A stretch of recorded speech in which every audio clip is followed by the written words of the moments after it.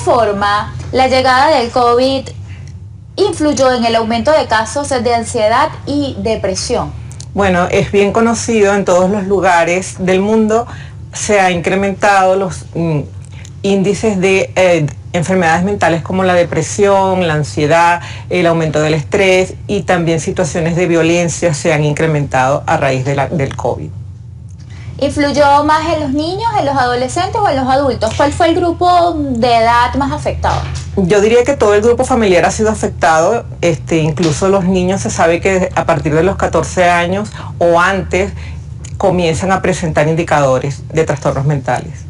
También es cierto que la llegada del COVID produjo mucha incertidumbre y desempleo.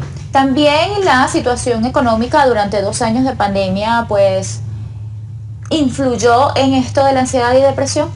Por supuesto, toda crisis va a implicar una adaptación del ser humano a la nueva situación. Entonces estos cambios, pues muchas veces no estamos, digamos, preparados para afrontarlos y genera en nosotros resistencias, temores, incertidumbres, una cantidad de malestar que se traduce en enfermedad muchas veces.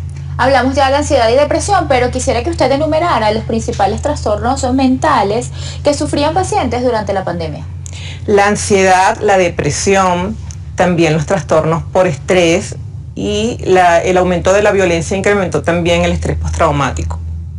Nadie estaba preparado para la llegada de una pandemia. ¿Cree usted que pues esto que ocurrió durante 2 años cambió la percepción de futuro de muchos jóvenes? Por supuesto, de los jóvenes creo que tenemos que darnos cuenta que muchos no conocen la época en la que nosotros de otras generaciones pues tuvimos otro tipo de experiencias. Estas generaciones que están viniendo y que están en pandemia pues tienen limitada la experiencia de cómo es convivir con sus pares, cómo es estar en un colegio, toda la parte educativa fue cambiada. Sí, hay muchísimos cambios y muchísimas situaciones en las que no estábamos acostumbrados, no teníamos cómo manejar. Generalmente cuando alguien tiene un problema de salud mental, ¿lo reconoce o es un tercero quien se da cuenta y busca ayuda para esta persona? Generalmente es el grupo familiar o los más cercanos a la persona los que pueden identificar que hay alguna enfermedad o trastorno y entonces le sugieren ir a consulta médica. ¿Cuáles son esas señales que pueden indicarnos que debemos asistir a terapia o que algún familiar debe asistir a terapia? Bueno, fíjate, en esa pregunta yo siento que debemos hablar un poco del concepto de lo que es salud mental, ¿verdad? Si salud mental estamos entendiendo que es el estado de bienestar de un ser y que además este ser está consciente de sus capacidades y puede estar productivo en una sociedad, puede tener aportes a la comunidad, pues partiendo de allí puedes identificar el nivel de bienestar, la felicidad, la tranquilidad que una persona manifiesta. Entonces dentro del grupo familiar podemos identificar quiénes de nuestros seres que están cerca de nosotros no están cumpliendo con eso. Entonces, al medir el grado de satisfacción personal, cada uno de nosotros se investiga, se hace como una introspección y puedes revisar tus niveles de felicidad, tranquilidad, o sea, ya es más integral, ya es entender en qué punto yo me siento bien o en qué punto no me siento bien.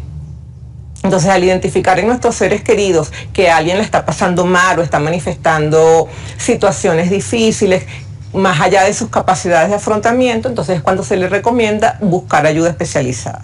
Algo que nos demostró la pandemia es que la salud mental es tan importante como la salud física y durante estos 2 años pues se dieron muchas campañas para que la gente fuese consciente de esto. ¿Cree usted que en nuestro país se ha normalizado el hecho de pedir ayuda o todavía es un tabú acudir a terapia? Sigue siendo un estigma en países subdesarrollados en general el asistir a una consulta porque muchas veces piensan que es un signo de debilidad. Sin embargo, hay mucha valentía y mucha fortaleza en tomar esa decisión de decir me siento mal y buscar ayuda.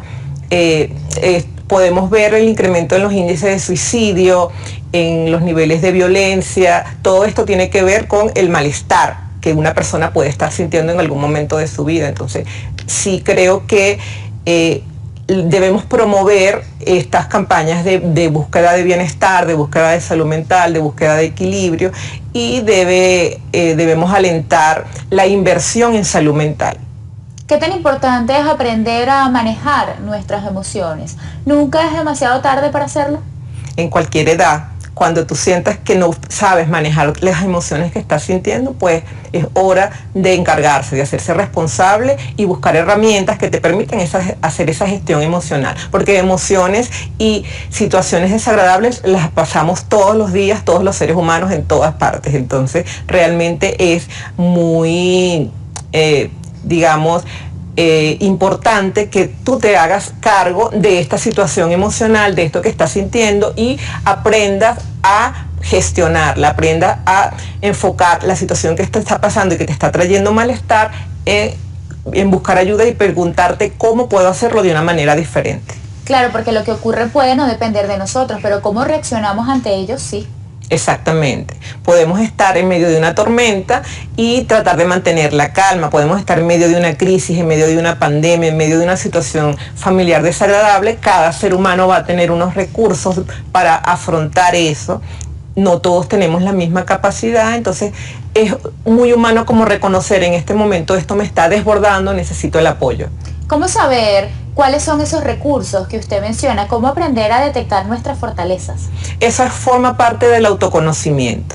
Por eso la terapia es, en ese sentido, un gran aporte, un gran invento. Yo amo la psicoterapia, porque te permite hacer ese recorrido en la investigación de quién eres, de cuáles son los factores que te afectan, cuáles son los factores que debes desarrollar, y puedes avanzar en el autoconocimiento, que es en definitiva lo que te va a permitir una mayor tranquilidad y un mayor sentido de la vida. Muchísimas gracias. Vamos a hacer una nueva pausa.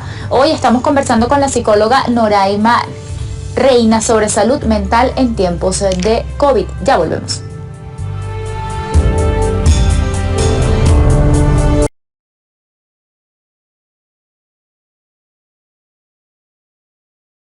Estamos de regreso de Noticias de Globovisión Salud, hoy hablando sobre el impacto del COVID en la salud mental de las personas. Me acompaña la psicóloga Noraima Reina. ¿Cuáles son esos consejos que podemos brindarles a todos aquellos que quieren cuidar su salud mental, que a lo mejor no han presentado ni ansiedad, ni depresión, ni estrés, pero que se preocupan por estar bien? Y a veces con solo hacer ejercicios pues lo consiguen. El bienestar es un concepto que implica varios niveles, ¿verdad? Tenemos el nivel físico, el nivel emocional, el nivel mental y también la parte social y espiritual. Entonces, una de las cosas que podemos hacer es evaluarnos en todas estas áreas, cómo está mi nivel de satisfacción. Me siento feliz en cada uno de esos niveles. Vamos a chequear a nivel emocional, por ejemplo, cómo están mis emociones, mis sentimientos, cómo es ese sentimiento durante el día, si hay variabilidad. Aunque no esté presentando ningún trastorno, puedo estar chequeando mi nivel de satisfacción y felicidad, y eso puede ser un indicador de cuáles son aquellas áreas en las que yo puedo mejorar, por lo menos en la parte mental. Un poquito de hacer una introspección y revisar cuáles son esos pensamientos que con más frecuencia llegan a mí. Estos son pensamientos de alegría, de tranquilidad, o por el contrario, son pensamientos que me causan algún tipo de angustia porque estoy con preocupaciones. La parte por lo menos financiera muchas veces nos genera preocupación y angustia, entonces el chequear que estoy constantemente pensando cómo llego a final de mes, eso podría ser un indicador de que debo revisar cómo mejorar esta área de mi vida. En la parte espiritual también podemos conectar con Dios, eso es algo que me trae felicidad, o por el contrario estoy peleado con el mundo y con la parte espiritual, que a la final también es un poco el autoconocimiento de qué es lo que a mí me hace estar bien en este mundo y qué cosas me detonan otros tipos de estados de ánimo más desagradables. ¿Cuáles son esas secuelas que puede dejar el COVID en nuestra salud mental? Por ejemplo, dificultad para relacionarnos. Después de estar tanto tiempo encerrados, a lo mejor hay personas, sobre todo niños, que les cuesta un poco volver a interactuar con el otro. Sí, luego de la pandemia se ha determinado que surge como una secuela que es del aspecto psicológico. O sea, la persona se ve afectada luego de atravesar la enfermedad o aunque no haya sufrido como tal el contagio, pero haber vivido en pandemia le deja una secuela a nivel psicológico de incertidumbre, de una sensación de que no puedo controlar las variables que rigen mi destino porque todo está cambiando, porque no va a depender de mí, la estabilidad laboral también a veces cambió. Los niños que tú estás mencionando, que antes tenían una formación presencial con sus maestros, una cercanía, pues esto también ha cambiado y sí se han reportado muchísimos casos donde el niño manifiesta no querer regresar nuevamente a sus clases. Esto es bastante preocupante porque es uno de los pilares, la socialización en el ser humano pasa por atravesar la escuela y por tener esa experiencia de contacto con los maestros, con los profesores y con todos los compañeros. Para muchas personas puede ser difícil reconocer ante un terapeuta, por ejemplo, que tiene un problema. Generalmente, si lo hablan, lo hacen con algún amigo o con algún familiar cercano. ¿Por qué debemos evitar restarle importancia a lo que siente el otro? No, no pasa nada, esto es solo una tristeza, quédate quieto. ¿Por qué debemos tratar de oírlos y practicar un poco la empatía cuando alguien acude a nosotros buscando ayuda? Yo diría que el principio fundamental es el respeto a lo que la otra persona te está informando. Muchas veces cuando un familiar te dice, no, estoy mal, he pasado toda la noche llorando, tu reacción inmediata es, oye, pero no llores, es restarle importancia como tú dices, y allí la otra persona no se siente comprendida en su sentir. Entonces, parte de la consulta que tú haces especialista tiene que ver con validar lo que esta otra persona te está informando. Muchísimas gracias por acompañarnos este miércoles y hablar con nosotros sobre salud mental. Por favor, sus redes sociales y puntos de contacto. Me consiguen en @Centro Clínico Fenisalud y @Noraima Reina.